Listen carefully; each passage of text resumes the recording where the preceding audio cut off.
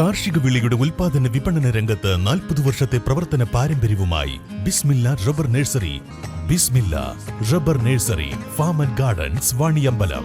വണ്ടൂർ ചെറുകോട് ആഞ്ജനേയാശ്രമത്തിന്റെ ആഭിമുഖ്യത്തിൽ നടത്തുന്ന വാർഷിക ശ്രീരാമ രഥയാത്രയ്ക്ക് തുടക്കമായി.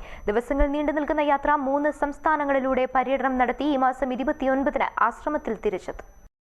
വണ്ടൂർ ചെറുകോട് ആഞ്ജനേയാശ്രമത്തിലെ വാർഷികാഘോഷങ്ങളുടെ ഭാഗമായാണ് എല്ലാ വർഷവും ശ്രീരാമ രഥയാത്ര സംഘടിപ്പിക്കുന്നത്. ആഞ്ജനേയാശ്രമ മഠാധിപതി സ്വാമി ഹനുമത് പാദാനന്ദ സരസ്വതിയാണ് ഇത്തവണത്തെയും രഥയാത്രയ്ക്ക് നേതൃത്വം നൽകുന്നത്. കേരളം, കർണാടക, തമിഴ്നാട് എന്നീ സംസ്ഥാനങ്ങളിലൂടെയാണ് 19 ദിവസത്തെ പര്യടനം.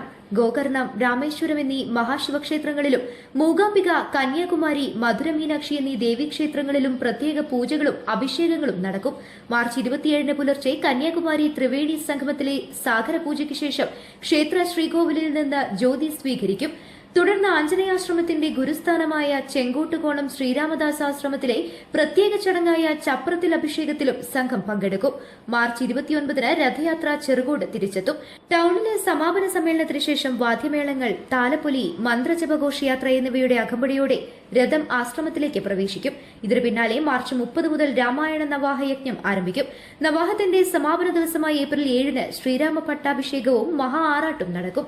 ശ്രീരാമ രഥയാത്രയ്ക്ക് ആഞ്ജനേയാശ്രമം പ്രസിഡന്റ് യു ശ്രീധരൻ, സെക്രട്ടറിയായി സുനിൽ ഭാനു, ട്രഷറർ ബിജു ചത്തലൂർ തുടങ്ങിയവർ നേതൃത്വം നൽകി. News bureau, Wandoor.